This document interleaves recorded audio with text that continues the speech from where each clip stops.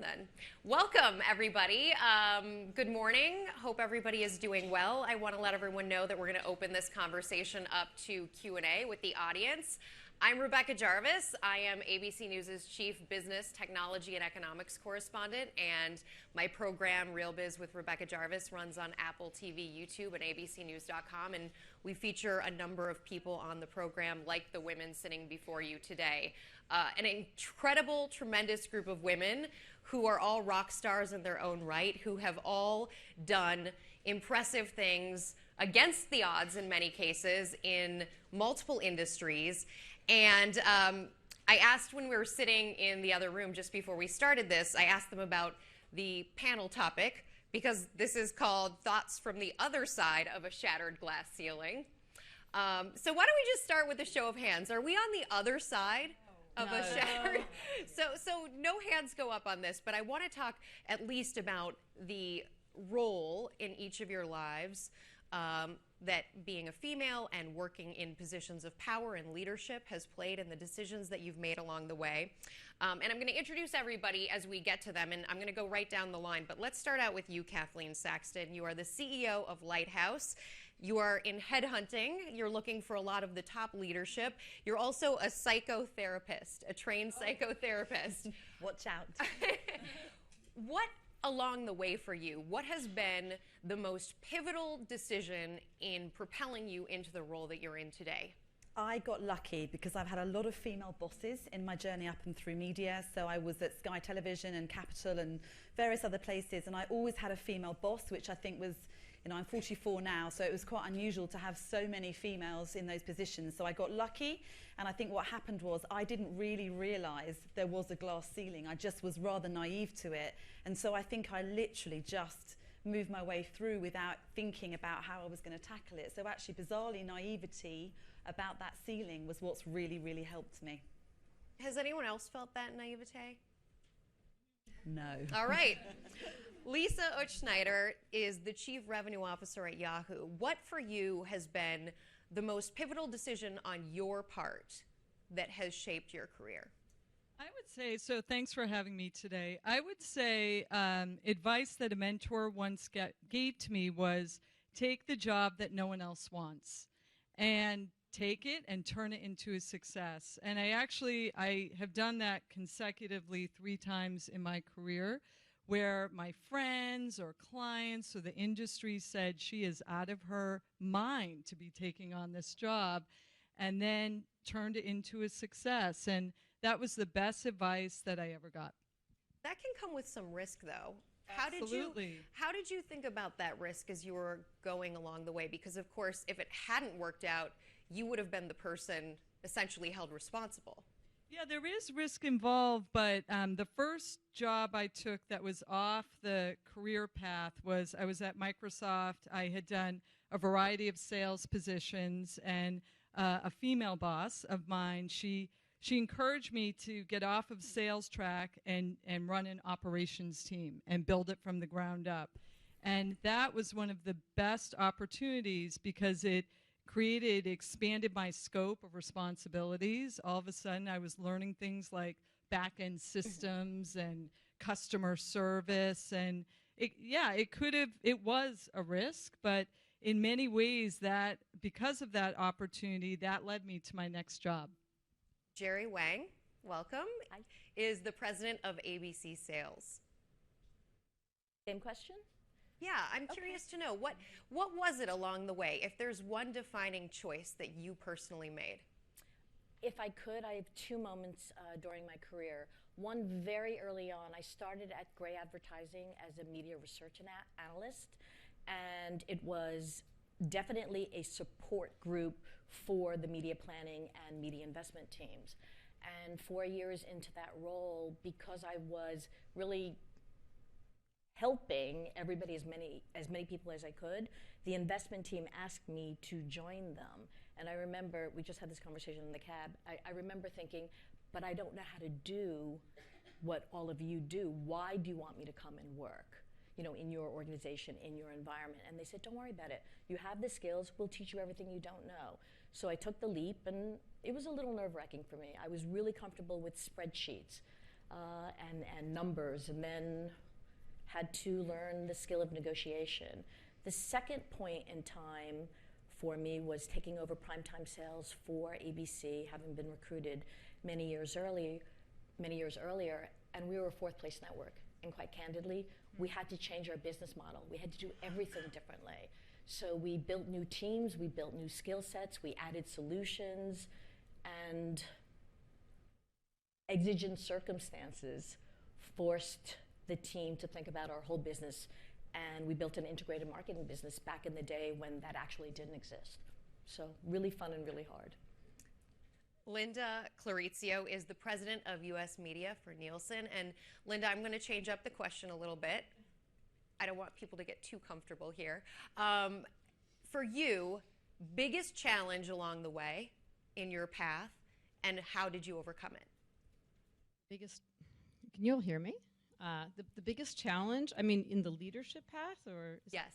I mean, I think the biggest challenge in the leadership path has been, the willingness of people along the line really to recognize you as a woman, as a leader, even though you are different, and even though you do not necessarily have the leadership attributes that sort of men usually have. There was a Harvard Business Review article a few years ago that had the adjectives emotional, bossy, and too nice, and said that these were the attributes that are often attributed to women leaders. And I have to say, I've had those attributes attributed to me for a long time. So it was really overcoming that, in a world where leadership is still really defined by men, and trying to make the people around me realize that I was different, that I was emotional, that I did get heated and cry sometimes, that, I'm a strong personality, but that those leadership attributes are good and make strong leaders. So getting over that, and I think I'm a little older than a lot of the women here. It's been a long journey, really, in this. And I was part of one of the early classes of women at Princeton. This is, way back in the 70s.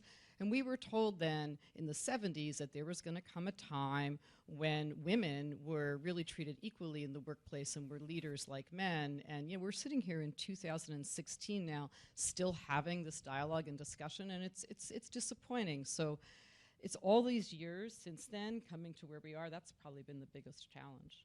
I think it's interesting, though, that you decided to embrace some of the characteristics that at least some of the studies and research associate with female leadership, as opposed to trying to do things differently. Well, that's right, Rebecca, and that's one of my biggest pieces of advice to everyone out here, that you have to be yourself and be authentic. I mean, I have a lot of crazy stories that I'll tell you at this panel, but I was at Time Warner for a while, and when I was there, I had a leadership coach who literally, this is like 15 years ago, told me to tone down my emotion and to act and talk like a man. I mean, literally, that was the advice that I was given, and I had a boss at the time who pulled me aside and said, don't do anything that they're telling you, that if you're not true to yourself, you'll never be recognized as a leader. And I also had an early boss who basically pulled me into her office. This was a female mentor, and said, look, you can come here and cry anytime, but never cry in front of the men, because they'll totally freak out and not embrace you as a leader. So yes, I'm a big supporter in being yourself, because that's what the leadership in America needs, is a diverse leadership. Wonderful. Fiona Carter is the Chief Brand Officer for Advertising, Media, and Sponsorships for AT&T. She grew up in London. I did. Same question. What's been, for you, the biggest challenge along the way, and how have you overcome it? So I spent most of my career in advertising agencies, and I moved pretty fast up the system. But I found myself stereotyped in kind of a middle management role. So it was a place where, I reported directly to the global CEO, but I wasn't actually formally or externally, I didn't appear to have a leadership role. And I was really, really good at doing the hard work. So I went in and I solved big, complicated problems, but I did it invisibly. And, I tried to follow the traditional tracks to break through, but I just couldn't get to a C-suite role. So what I did was, after 2 years of a lot of hard work, I took a year off. I took a sabbatical, self-funded, and I knew I wanted to come back and reset my career. So I came back. The same company wanted me, which was great, but they offered me the same role. So what I said was, I have to do something extraordinary. And I knew I had a lot of equity with Omnicom, which was the holding company that I worked for, and I thought it's time to use that equity. So I made one call, and I called the global CEO of Omnicom, John Wren, and I said, I want to come back, and I want to do a big C-suite role, please. Unsaid, like all my male peers who have gone on to big C-suite roles. So I made that call, and he was gracious enough to give me a chief operating officer role. I got a P&L of $1 billion, and I got to look after basically 14 agencies, and that gave me invaluable experience because it completely reframed my career. And from there, I was able to move on to AT&T. So make that call is my advice. Sometimes you have to voice out loud what you want because they will not intuit it. I see a lot of heads shaking on this one. So any other advice for breaking out of that when you're one of those head down hard workers, as every single one of you is? How do you get past that point when you're stuck in that middle? You've got to get out the messy middle. They call it the messy middle. You've got to stick out for something, either taking a brave role, making the phone call. I always say go straight in at the top. The person that's going to fundamentally make the decision about that and is senior enough to make the decision for you. You have to go and have that conversation, because many people won't. So by dint of doing that, you've got a much better chance of being taken seriously and getting that role. So you have to be prepared to be bold and stick your neck out a little bit. What if you've done that and it still is what it is? You're still somewhere in the middle. Have any of you faced that situation? But the one thing I completely agree with your point that you need to champion on behalf of yourself, lobby for yourself. But the thing that I find striking all the time, having managed different sales teams, is that I always do the bathroom break check or the elevator ride. And what I mean by the elevator ride is 9 times out of 10, when I go down the elevator with one of the male sales reps on my team, he'll talk about, hey, did you see the last deal I closed? Hey, did you see how much revenue I brought in? Oh, Lisa, I want you to meet with this CMO. 9 times out of 10, when I go with the female reps, that dress that you wore yesterday, Lisa, I loved it. Guess who made a more meaningful impression to me? Guess who I'll remember is the one who's talking about the impact that they're making on the business. And what's so important is when that moment comes for you to lobby yourself to senior management, make sure senior management knows who you are. Make sure they understand the contributions that you're making. And it could be like a 30-second moment on the elevator, but just make sure you're making an impact. And I would build on that. I think externally, you need to go and build a profile. So the phrase I coined for myself was, I was working, not networking. I'm still pretty terrible at networking, but you have to do it. Yeah. And if you can go shout and toot your own horn externally, that's another way to break through. Someone will spot you, and someone will take you and sponsor your career and give you a role somewhere else. I'd also add, and people on my team have heard me say this before, and there are a lot of people on my team in this room, so thank you. If you want to get elected, you got to get the votes. That's right. Right? So apropos of what is going to happen tonight, right, and the environment we're in, everything that just got said, right, you need to go out of bounds respectfully, appropriately, but definitely go out of bounds, because that way you are encouraging others to think of you as, again, something, I hate the expression outside that box, but that's what we all have to do. Earlier on in my career, that first year when I pivoted from research into investment, and it was one of the first buys I had done on behalf of a very, let's just call it an automotive accessory. And I was literally told by the supervisor, you can't go to the meeting and participate in the presentation because they're more comfortable with men. And I thought, it was 1989, I think it was, 1988, and I thought, they're literally telling me I can't go to a meeting because I'm a woman. And talk about pivotal moments, I thought, okay, I can either have a giant tantrum and get everybody to say this is not acceptable, or I can go on to the next thing. And I did a little of both. I didn't have a giant tantrum. I just said I think that's fundamentally a terrible mistake. I went to my boss and I said that's kind of unacceptable. You are complicit then in all of those things that are not okay, But then I said, you know what? What's the next thing? I'm moving on. But that happened. I mean, I think you have to, everyone's saying you have to speak up for yourself. And I just want to tell a lot of the young women in the audience, some of this is a learned behavior. I was raised to be a good Catholic school girl. You go to school, you take a test, you get 100, you get a little smiley face, and you move on to the next thing. Well, being a leader is nothing like that. You really have to do all the things everyone here is talking about, and it might not come, I don't think it comes naturally to some of us. I think it does come easier to some men, but you can learn, you can teach yourself to do it, you can set goals, you can do the things everyone here is talking about, and you can't be afraid. I think being afraid is something that plagued me for a while, feeling like, oh my God, I'm not prepared. I think women tend to overly prepare for things and be really, really hard on themselves when they don't do well. I think you have to free yourself from that. And that is hard, but you can train yourself to do it. You can. So that's just my message. I second that, actually. One of my greatest female bosses, Susan Smith-Ellis, CMO of Getty Images, she taught me that you should always ask for more when you are negotiating compensation. And she made it all right for me because she said, it's just words. It's just words. And if they say no, who cares? And she said, they are going to respect you because that makes you a better negotiator. And every business needs a better negotiator. But it's just words was really liberating for me. Because I'm not naturally extrovert. I can be quite shy, but I can also be quite outspoken. And it has been a learned behavior. You're right. I think it's also about having a career strategy. I mean, lots of people that come to see us in the headhunting sense haven't particularly got a career strategy, and none of us know what's going to happen in the future. It's not about future prediction, but it's about where is it you're heading or wanting to go? What is your intention? Do you have a direction of travel? Do you have something that you fundamentally want to achieve? And if you do, then what's the plan? And what do you need to get there? Whether it's a qualification, whether it's a mentorship, whether it's someone to champion you in or out of the industry, absolutely networking.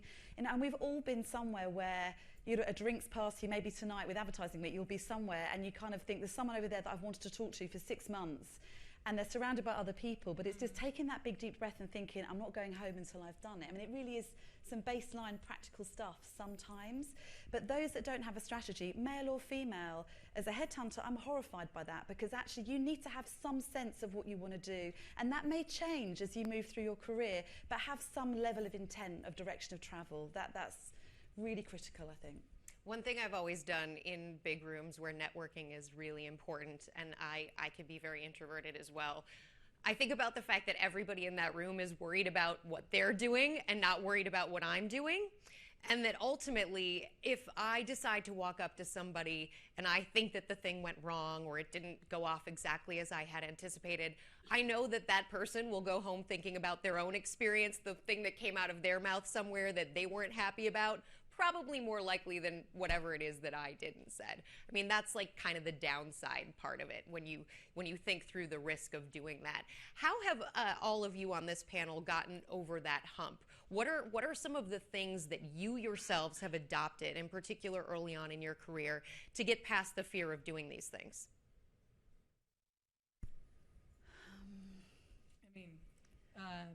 So I agree with the panel that it's a learned, practiced behavior. And for almost 20 years of my career, I've always worked for companies where the headquarters are on the West Coast, right? So I was typically the only one who's dialed into the call, and often the only woman dialed into the call. And I realized both internally and externally, I needed, especially early in my career, I need to quickly build a network, an internal network of champions at headquarters. And what I would do is map out, literally create a map of who are all the colleagues and peers in my day-to-day, do I have relationships with them?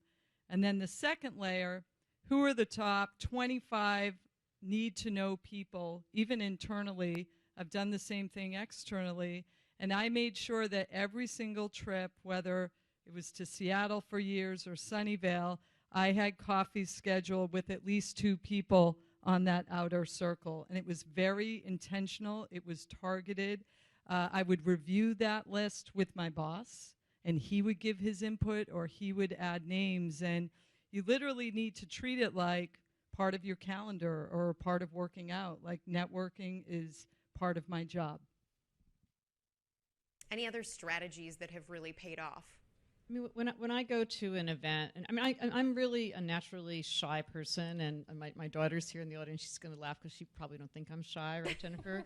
But I am shy. So when I go to an event or a party, I mean, I do a lot of what Lisa was saying. I'll plan. If I'm going to run into so-and-so at this party, I go there with a plan. I'm going to go to a cocktail event, an industry event, and if there are going to be 4 or 5 people there, I'm not good at actually chit-chat, just chit-chatting about sports or something that like guys like to talk about. But what I'll go and I'll plan to make a certain point, to make a point. It's really the epitome of the elevator pitch. So I do think, again, these are the learned behaviors that we were talking about. You can teach yourself to do it, and you can overcome the fear. Because I have to say, when I was young, I thought it was terrifying. I really thought it was terrifying. And practice makes good. When you keep practicing at these things, you can overcome that, and you can become a stronger person and a stronger leader. Also, in your internal organizations, I advise you to get off email and get off the calls and go and walk the halls.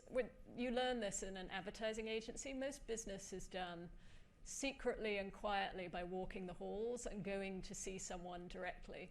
And you build relationships. When you can look people in the eye, when you can, tell a quiet story beforehand, you can get business done much more easily that way.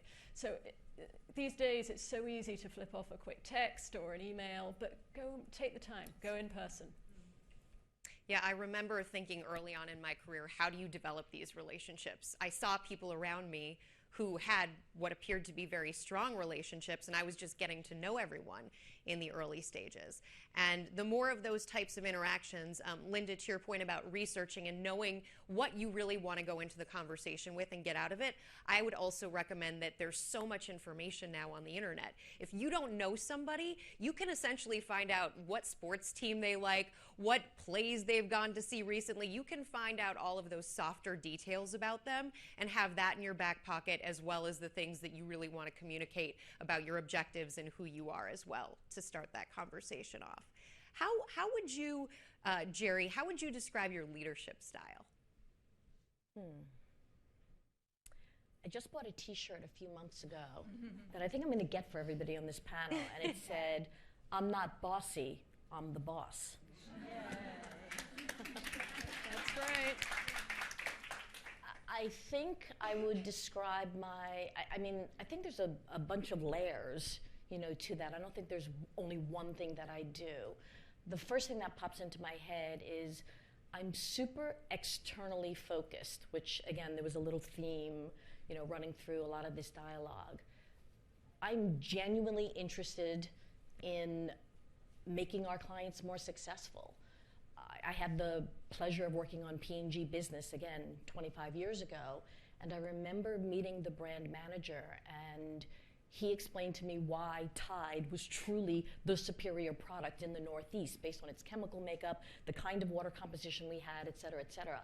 And I just found that fascinating. And so to be externally focused, I'm more worried about them than I am about me. I used to be a worrywart. Gosh, as a child, I worried about everything. If my parents were okay, if I was going to get the good grade, was something bad going to happen? And this might be TMI, but what the hell? I used to literally break out in hives during every finals week, both in high school and then early on in my freshman year. And I think I was so tired of having that. It was really only the week leading up to finals, so thankfully it wasn't a 52-week experience, but it was a 2-week experience, right, before fall and spring. And I started meditating, and I don't want to oversimplify this and make it sound like it was easy. I literally said to myself, you're not going to break out in hives anymore. It doesn't matter whether you break out in hives or you don't break out in hives. The grade's not going to be any different, right? Nothing is actually going to happen. And so I kind of forced myself, and I trained myself, if you will, to think about that. So when I'm talking to others, knowing that I went through that experience where I was, I guess, afraid or anxiety drove, that actual physical symptom, I just try to not think about myself. I think about the team, the business, the client, the problem. and the positive power of reinforcement. Every time you help solve a problem, or you lift somebody else up, or you bring in another point of view that makes something better, that's kind of my focus and my lens for leadership. How do I make something better? It's about human connection, though, isn't it? So whether it's just from a pure play networking, but it is a human connection, which is, has something happened as a result of that interaction happening, whether it's over a drink or it's solving another marketeer's problem, or whether or not it's, I mean, I believe in the currency of favours. You know, if you can do someone a favour and they'll do you a favour, they'll pay that favour on. I think I would say maybe women are maybe slightly more open-minded. That my experience is actually men and women are. But I think in the end, and comes back to your point as well about authenticity, are you genuinely aware of who you really are, and are you able to connect with other humans in that authentic sense, whatever that may be? Because once that connection's happened, many more things then flourish from it. But you have to be pretty sure about what you are, what you stand for, before you can sometimes go forth and do that in a way that connects to somebody else. So you may decide there's two people you really want to have a face-to-face meeting with, and you've done your soft research on the internet and all the rest of it. But in that moment, is there a genuine connection? Because if there is, the rest just absolutely flows. Well, I think many of you have heard me say this before, my team at Nielsen and my daughter Jennifer. About 10 years ago, I was profiled in the New York Times, and the reporter reported that I had the leadership style of a mother hen. That was written in the Times. So I thought about that after a while, and it was written in a derogatory way. But after thinking about it, I actually realized it was accurate, and that there was nothing wrong with having the leadership style of a mother hen. Mothers are caring, mothers are tough, and mother hens actually turn out to be good managers. But you know, if I could describe my leadership style, it would be caring, it would be tough. I like to get a lot out of my team. I love a team that challenges me, that questions me. I love to be told that I'm wrong. I think I have no ego. I like to hear a team that comes together and really, really challenges me. So if that could be called the leadership style of a mother hen, then I'm proud of that. Well, how did you address that with your team? After that article came out, what did you say to your team? Well, you know, I've had great teams, and my team, they said they embraced that. I mean, they agreed that was an accurate characterization, but they saw it as a positive, not a negative.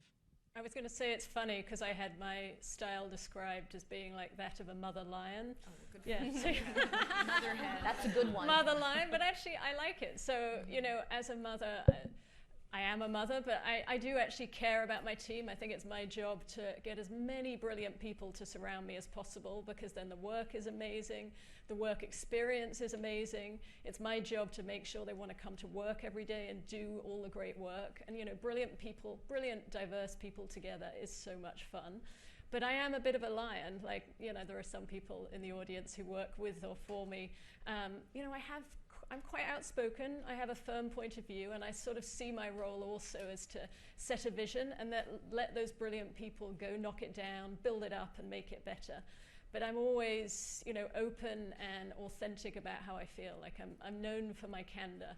So actually I kind of embraced too my mother lion style. I think it's good. Lisa? I would say early in my career, when I was a younger manager, I was spending too much time worrying about whether my team liked me. And I was wasting all this time and energy. You know, when your decisions get more complex, you have to make tougher calls. And I finally realized I cared more about being respected than being liked. And I realized, you know, my team responded to that there have been plenty of moments where I make the tough call, or I make the unpopular decision.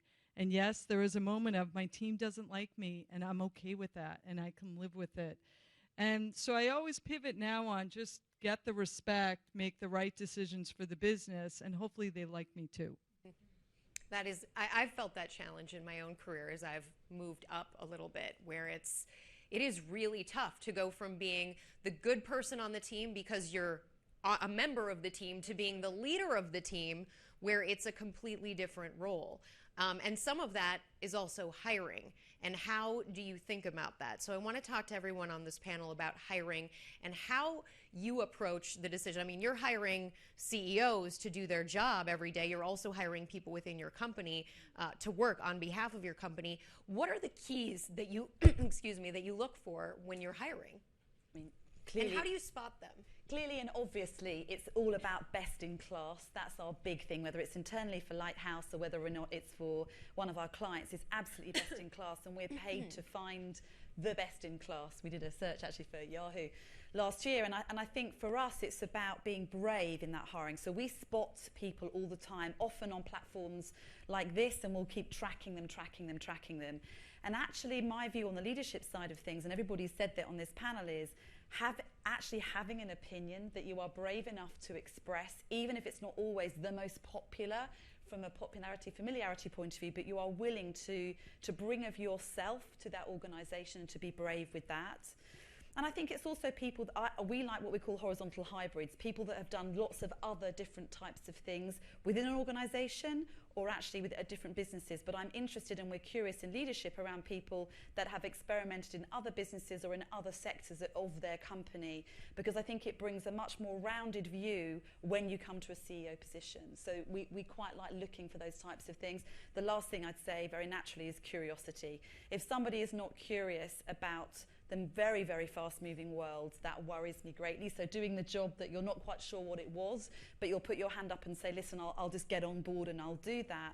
Again, I kind of quite like that entrepreneurial spirit, even if it's within a big corporate firm, that's absolutely fine. What are some of the ways, Lisa, when you're actually interviewing people and looking over their resume? Because there's a big difference between what you actually get when you hire someone and what you think you're getting. So what are some of the questions and ways that you really drill down and figure out who this person is sitting across the table from you? Okay, I ask, there are a few things. So I really, really care that the person has done their homework before they come in. I care that they know who I am in my role. They get extra points if they understand our products so well or our business so well. They come proactively with solutions to the interview. Like, that's gold star. If they come in and say, hey, it looks like, at Yahoo you're trying to solve for X, here are 2 ideas, I could hug them, right? Like that type of proactive, and they did their homework. But I also like to ask questions that are counter to the positive. So things like, what's the most difficult decision you had to make at work in the last 6 months and why, right? Or I'll ask questions about, what was your biggest failure in the last year and what did you learn from it and how did you change your behavior, right? Because especially with salespeople, when you talk to sales candidates, they love promoting, here are all the fabulous things I did. But I actually like to look at, where did you fail or what did you learn, to get a better sense of how self-aware they are. We love a question such as, when's the last time you felt vulnerable? Because vulnerable is such an emotive word, and I think people haven't rehearsed that answer often. Maybe you will now, but I think I think that again helps us really reach who are you really behind the resume, because in the end we're hiring for culture and fit. We don't want the body to reject the organ, so we need to really feel again that we've found the human being within, and words like, when's the last time you felt vulnerable, can bring a myriad of answers, but there's no right or wrong answer, but it helps us to uncover the real person within. Geri, I'm going to switch it up a little bit. Okay. When you realize that the person on your team isn't going to work out, how do you handle that very difficult decision? That is, I think, one of the hardest things a manager has to do. So it's a balancing act, because if the work product is great, but the culture fit and the leadership skills are missing, it's a problem, right? If I could answer the last question related to the question you just asked. When I'm looking for senior roles, when I'm looking to fill senior roles, I'm looking for, as Fiona said, exceptional people who have subject matter expertise more than in whatever the thing is. And the thing I like to ask them now, having learned the tough lesson of managing people that don't necessarily fit in, etc., is, can you be a role model for our organization? tell me what that looks like to you. And it's really interesting because role model is such a big term for a lot of people. You can see the looks on their faces, like what does that really, really mean? Our CEO, Bob Iger, has been very public in the past about his hopes and dreams for the Walt Disney Company. And one of them is absolutely, how do we become the most admired company in the world? So then I translate that to, what do we have to do in order to become the most admired company in the world? And the only other thing I'd add to your specific question is, no executive ever said they moved too quickly when solving a problem or fixing a mistake. And that is a piece of advice that I have learned the hard way, and maybe all of you will benefit from that. When you know that something's wrong, fix it and move on. I heard one CEO put it like this to me. He said, some decisions we think are difficult are actually not difficult at all. We have to be able to differentiate between what's tough for us to do versus what is actually a difficult decision. Then you have to go from there and do something as a result of it. Lynda, how about you? In terms of building a team and finding the right makeup for that team, how have you approached that choice in your career? Well, I think diversity is a really, really big piece of it. So one of the things that we do at Nielsen is we mandate diverse slates for candidates, and we've been pretty strict about adhering to that, because I think it's really, really important to hear a diversity of voices on your leadership team. And so I mandate that in my group. My team at Nielsen, we're about 650, 700 people. We are 61% female. And in the leadership ranks, we're, I think, 44, 45% female. So that really exceeds the industry average. And that's, I think, reflecting what we've done in terms of mandating a diverse slate. Second, I do a lot of what people here have talked about, really encouraging people to speak out, encouraging people to find their voice, making sure they know they can feel comfortable objecting, they can feel comfortable coming with points of view, because you'll only be a better team if you can do that. But that puts a lot of responsibility on you as a leader to make people feel in an environment like that they can feel comfortable. So it's about business issues, it's about issues like unconscious bias, things we were talking about before, but creating that feeling within a leadership team of we're one team, we have each other's back, we can talk about issues, we can figure out how to make things better. I think it's really, really important. So those are some of the things I do. How do I go about building a team? Well, I really cherish diversity of voices. So I love brilliant subject matter experts, but I think it's really important just to have different voices. So we do the same, I like a long list where we have a selection of women, some ethnic selection, and then, you see who rises to the top. I have quite a fondness for the seeming oddball. So, so long as there's a cultural fit, I think alternate voices, seeming oddball voices, I think they really help us look at things in a different way. And, I take a bit of a chance on people. I don't think there should be a cookie cutter selection of folks. I think that was one of the traps I fell into when I came to America. Kind of the advertising agency account lead was white and male and came from Connecticut, and I really struggled with that. So sorry everybody. I really struggled with that. So maybe I'm on my own little mini fight to just broaden our acceptance of what can be great teams and great leadership. So yeah, I like a little bit of the oddball.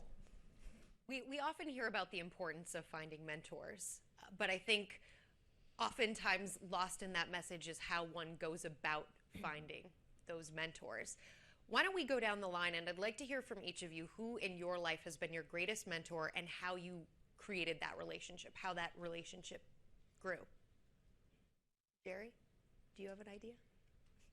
Personal mentor, and probably everybody's going to say this, my mother, first and foremost, so obviously I didn't have to work too hard to create that relationship, but I had to earn her respect. I had to prove to her a lot of things. I had that stereotype Asian tiger lion, but I had a mother and a father who were both playing those parts. So when I entered the workforce, because I had made that, for me, dramatic switch from research, right, into investment, the women that I met early on, they happened to have been my supervisors, but also my peers at that time. And I remain closest to them, right, having battled through the 30-odd years of all the issues we've dealt with. One other person that I guess I would really like to mention is Anne Sweeney, who was the former CEO of the Disney ABC television group. And in many ways we were close, but in a bunch of ways, as Lisa mentioned, she was on the West Coast. I was always on the video conference or always getting on the plane, et cetera, et cetera. And she taught me with very powerful, quiet strategies on how to get ahead and how to approach, right, difficult subjects and how to solve problems. She was a wonderful mentor. Lisa? I've been fortunate that I've had a couple of mentors, but mentors who also turned into champions, and there's a big difference between the two, right? So mentors coach or can be the sounding board. Champions are advocates, and they advocate on your behalf. And I have one boss in particular who was such a champion on my behalf, and also really encouraged / pushed me to take on roles that I always thought they were too big. I didn't have enough experience, and she'd push me into the deep end of that pool, and and I'd have to like rise to the top of the water and start swimming. But also I think in turn, I helped her really grow the business, and I brought to her ideas where I thought, you know what? Here are growth opportunities, or here's an area where I feel like we're struggling as a team, and ways that we can get around this issue. And when people come to me asking me to mentor them, the ones who proactively come with the ideas are the ones who I say, yes, I'll be your mentor, right? Kathleen's shaking her head yes. Absolutely. I mean, mentorship, I don't understand why people don't have them. And I think even they're people that you don't know, but again, you've watched from afar, go to them with a reason. If someone emails me and says, I'll buy you a pizza and a glass of wine once a quarter if I can just bring my stuff to you, then absolutely, male or female, I would absolutely do that for them. And I've had people do that for me, again, male or female. What I like about that is that it's neutral. There is no vested interest from them. I think I've had some amazing mentors that have been my bosses or people that I've worked with, but there is always an element, whether they mean it or not, that they have other knowledge of you. I think having a real neutral mentor is a wonderful thing.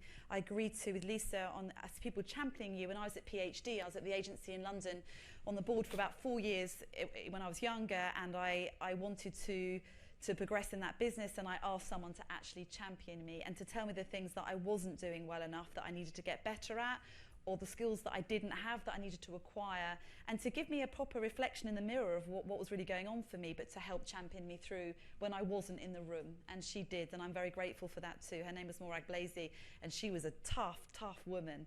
So, I think sometimes it is about being ready for that honesty, being ready for that feedback, and being ready to do something about it. And mentors and champions can do that for you. Lynda? I've had many mentors. My first boss, when I was a lawyer at the State Department, I talked about her earlier, who told me it was okay to cry, and who taught me how to adeptly handle issues of that sort of bordered on sexual harassment. This is back in the 80s.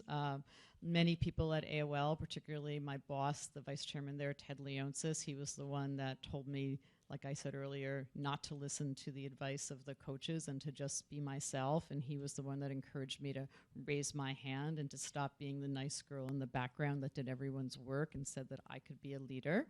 Many people at Nielsen, our CEO, Mitch Barnes, who's really has set a great culture and tone.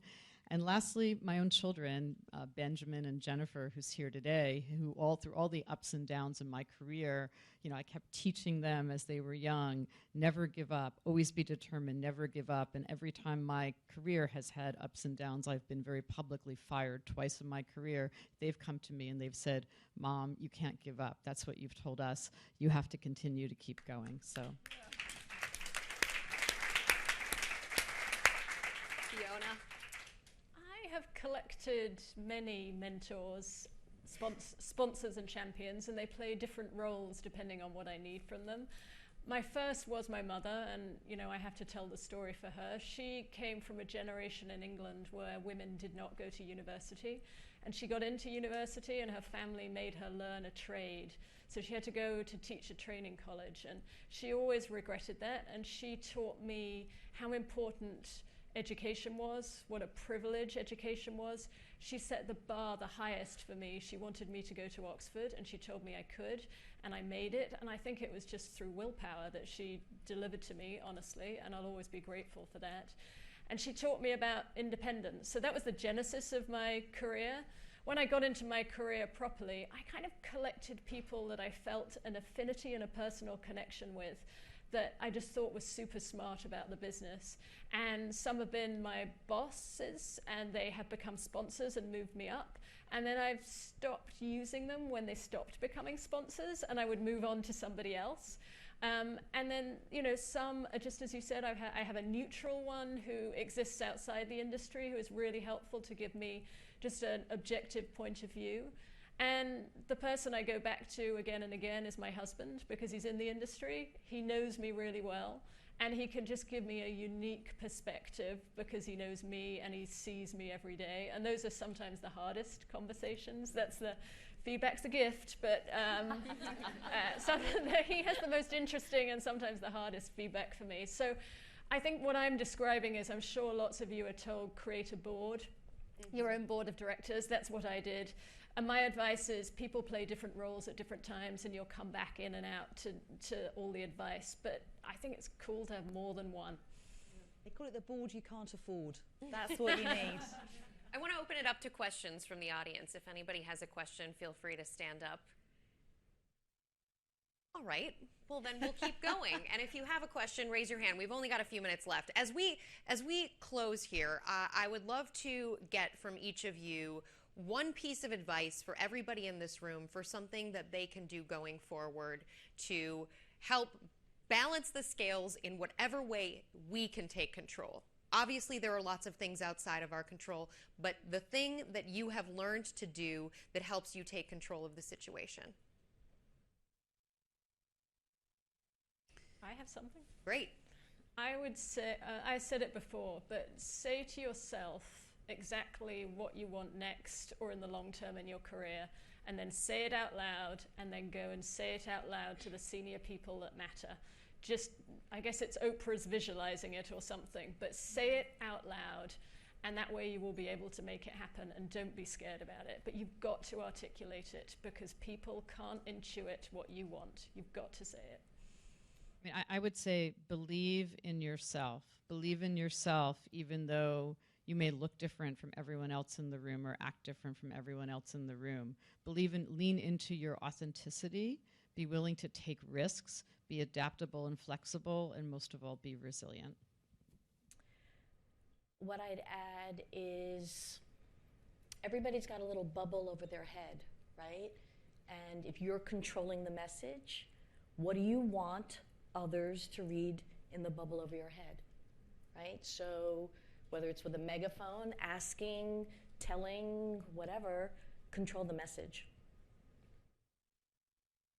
I would say I have a number of women who proactively reach out to me in the industry, who are in the middle of negotiating a new job, a pay raise, a promotion. And I'm always struck how often they don't know their worth. They haven't done, right, the recruiter knows this, they haven't done their homework. They don't know what comparable comp looks like. It's very easy to get that information and data, and absolutely do that homework before you go in and negotiate, and then ask for 10 to 15% more. That's right. Clap, clap, clap. I would just build on that quickly before I give my answer. I said this at a session this morning. You know, as a headhunter, I'm called a lot by men who ask me what is their comparable rate benchmarked in the industry, and I will anonymise those answers, but I will give them a good span so they go to that negotiation and they know what they're worth. I very rarely get asked to do that by women. Why is that? You know, the data is out there in all sorts of forms. You can find it, and then you go into a negotiation with a very factual sense, not just an emotional one, and that will massively help you. I would say always act with integrity, and I mean that as in, back to this, who are you? Behave in a way that is very true to you. If you try and bend yourself too far out of shape, you're going to get into trouble. So be clear about working with integrity towards yourself and always to others, because actually if you work in that way, you will never get yourself into a situation where somebody doesn't trust you, somebody's not sure about you, your referencing is off, because we have lots of referencing that is off because someone hasn't been true about their story and who they are. Just be honest and have integrity. That is as simple as that. And I would add, yes, quick question. I'll just shout out my question.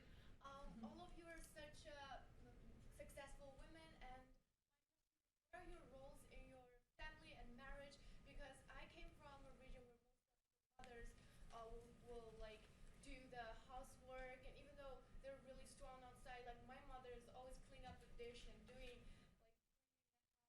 like father laid back and just take it for granted.